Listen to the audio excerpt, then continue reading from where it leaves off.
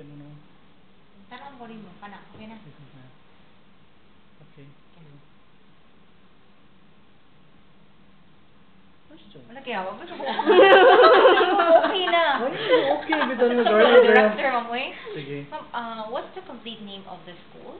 San Jose Elementary School, Tanay City Division. We are under Tanay North District.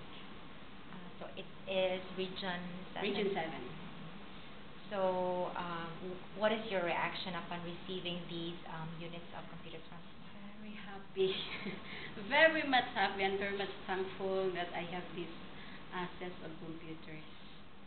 We can really use this one in our teaching sa among children because this is very much important nowadays nga atong mga bata kuan na ba sa technology.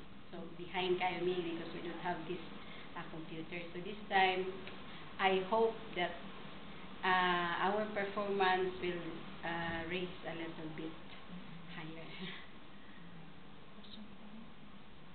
About how many students are there in this year I have 168 pupils. Elementary. From grade 1 to grade 6? From kinder to grade 6. Overall is 168.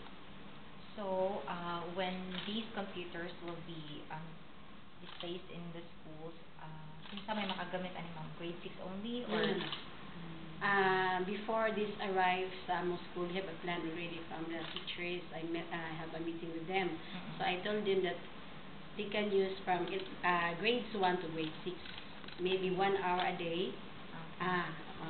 They will alternate every day. They can use the computer. Ma'am, pwede nyo isumpay ito, pila ka book inyong students, tapos pila ka book classrooms ang pwede maka-benefit, tapos sa inyong plan with teachers.